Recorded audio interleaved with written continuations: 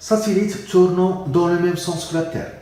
Un satellite artificiel placé en orbite basse de hauteur h égale 200 km tourne en mouvement circulaire uniforme dans le plan équatorial terrestre, dans le même sens que la Terre. Pendant un jour sidéral égale 86 174 secondes, l'intensité du champ de pesanteur à la surface de la Terre, G0 égale 9,8 mètres par seconde au carré, le rayon terrestre, RT égale 6380 km. 1. Calculer la vitesse angulaire de rotation de la Terre et du satellite. 2. Déterminer la durée T séparant deux passages consécutifs par ce satellite au-dessus du même point de la Terre. 3. Montrer que ce passage au-dessus du même point est périodique. 1. Les vitesses angulaires.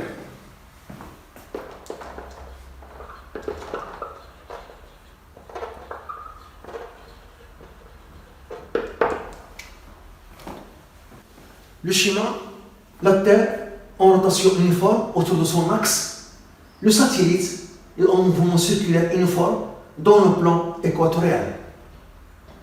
La trajectoire circulaire a pour rayon petit r qui est égal à RT, le rayon de la Terre, plus la hauteur h. On a ici l'axe OZ qui est axe de référence pour l'abscisse angulaire θ. À partir de cet axe, on mesure l'abscisse angulaire θ qui définit la position du satellite.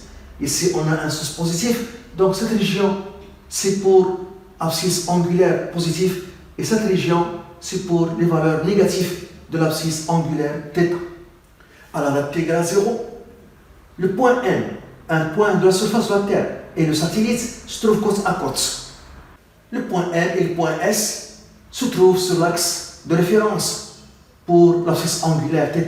Donc, l'abscisse angulaire de M et S est égale à 0 à t égale à 0. La Terre et le satellite tournent dans le même sens. Pour calculer la vitesse angulaire de la Terre et du satellite, on utilise la relation entre la vitesse linéaire v et la vitesse angulaire oméga.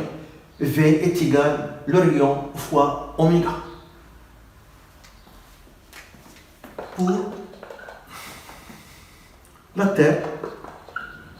Pour la Terre, rotation uniforme,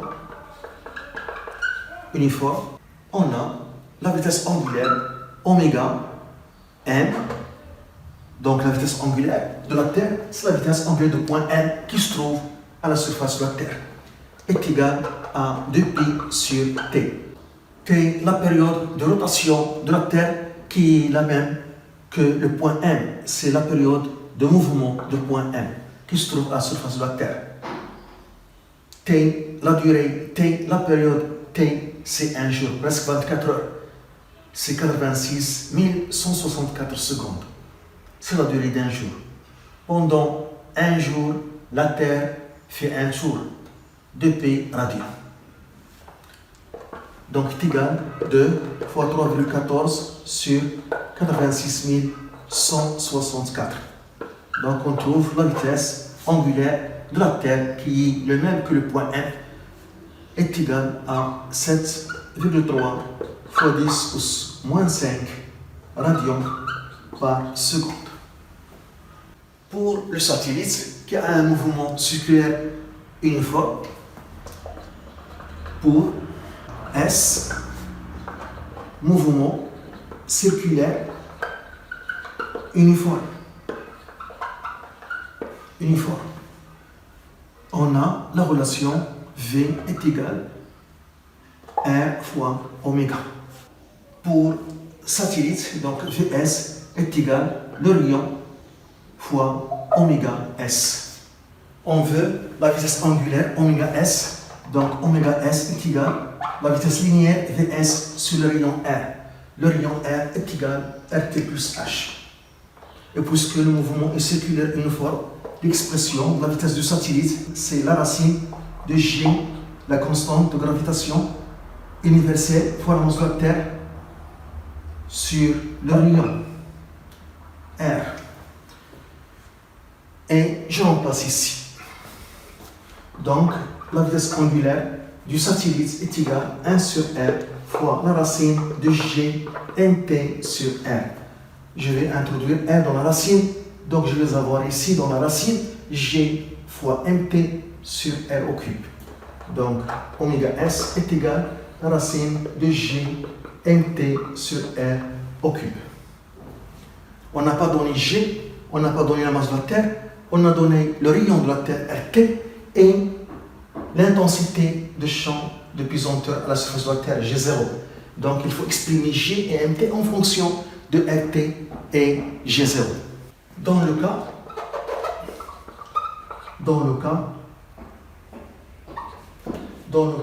où on néglige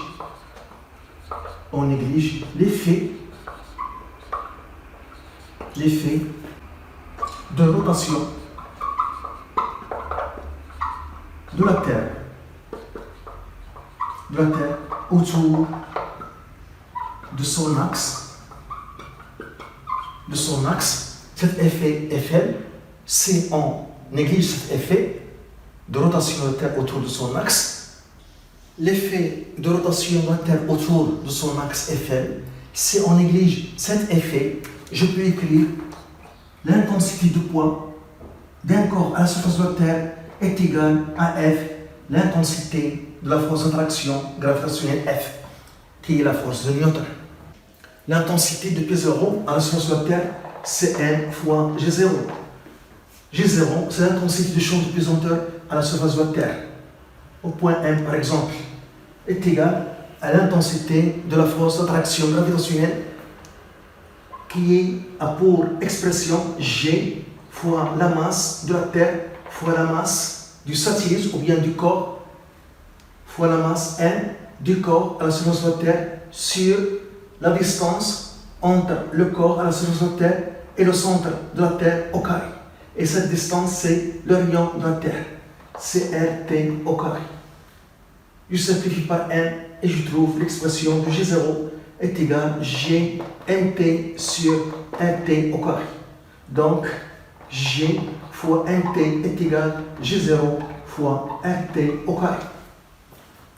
Et je remplace ici G fois mt par G0 fois RT au carré. Donc, la vitesse angulaire du satellite est égale la racine de G0 fois RT au carré sur R au cube, et R c'est RT plus H. Donc RT plus H au cube.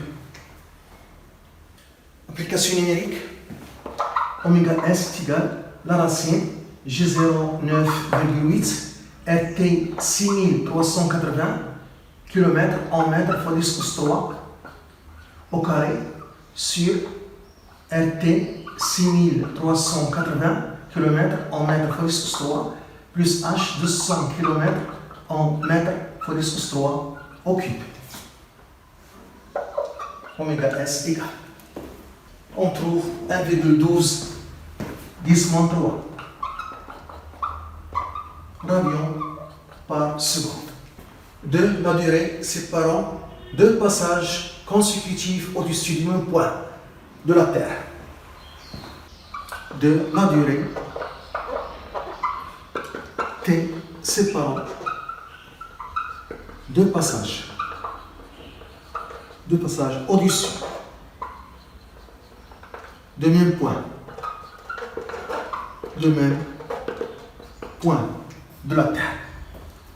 On a vu que oméga S est égal à 1,12 fois 10 pouces moins 3 radians par seconde. Et la vitesse angulaire du point M ou bien de la Terre, 7,3 fois 10 pouces moins 5 radians par seconde. On remarque que oméga S est supérieur à oméga M. Donc, le satellite est plus rapide que le point M. S est plus rapide que le point M. On voit ici qu'à la date t égale à 0, le point M et S se trouvent sur l'axe de référence pour l'axis angulaire θ. Ça signifie qu'à t égale à 0, leur axis angulaire est égal à 0. Et ici, on voit que le point S et le point M se trouvent côte à côte. S se trouve au-dessus, le satellite se trouve au-dessus du point M qui appartient à la surface de la Terre. Entre la date t égale à 0 et la date de premier passage au-dessus de le point M. Le point M décrit l'angle θm.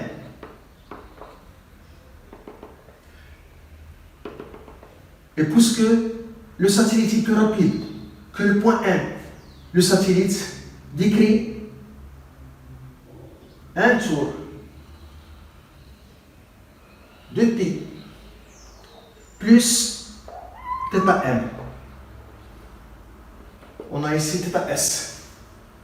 Ça, c'est entre la date égale à 0 et la date de premier passage au-dessus du même point. Et on voit ici que θs, l'abscisse angulaire de point S, est égal à l'abscisse du point M plus 2π. Le mouvement de point M et de point S est circulaire uniforme.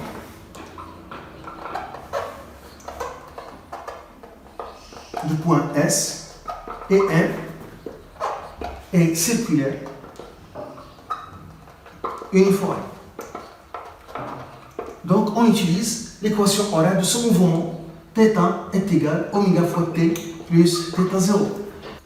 θ0, c'est l'abscisse angulaire à t égale à 0. À t égale à 0, on a θ0 est égal à 0. Le point S et M à t égale à 0 se trouve sur l'axe de référence pour l'abscisse angulaire. Ça signifie que à t égale à 0, l'abscisse angulaire est égal à 0. Donc θ0 est égal à 0. Donc on a θ est égal à oméga fois t. Pour le point M. Pour le point M, on a θm est égal à oméga m fois t. Pour le satellite S, on a θs est égal à oméga s fois t. Et je remplace ici θs par son expression et θm par son expression. On a θs est égal à θm plus 2π.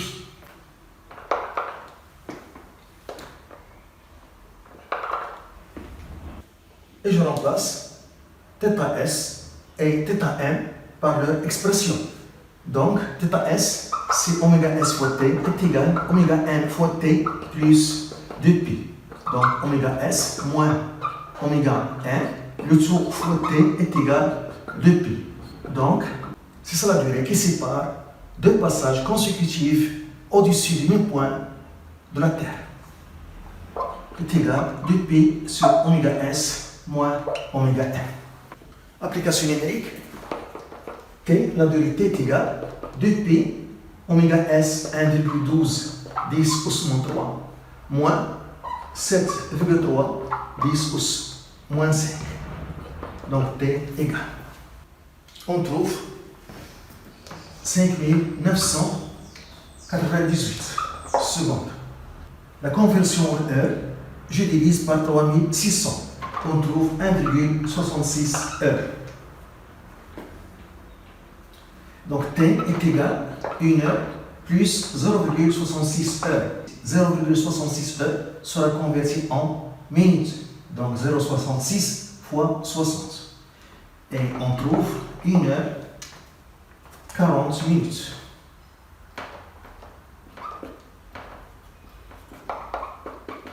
C'est la durée qui sépare deux passages consécutifs au-dessus du même point.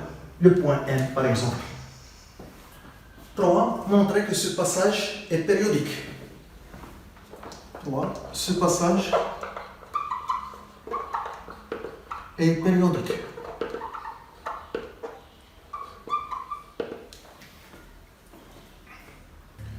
Pour ce premier passage au-dessus du même point, premier passage, on a θs est égal à θm plus 2π.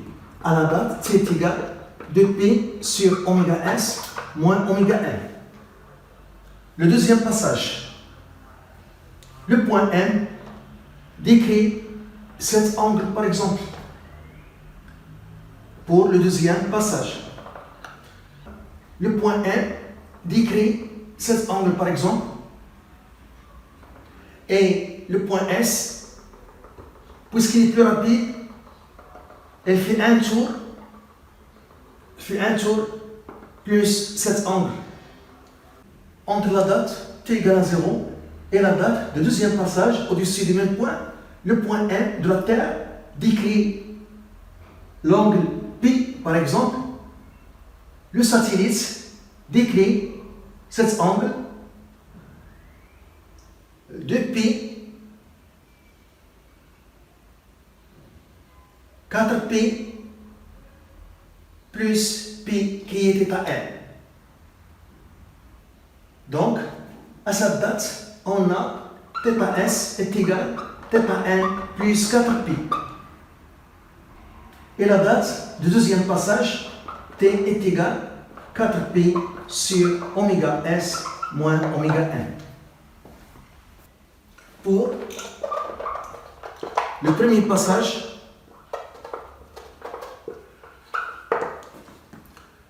on a θS est égal à θN plus 2P. À la date, T est égal à 2P sur oméga S moins oméga M. Pour le deuxième passage, on a θS est égal à θN plus 4P. À la date T est égal à 4P sur oméga S moins oméga N. Pour le troisième passage, on a θS est égal à θN plus 6P. À la date, T est égal à 6P sur oméga S moins oméga N.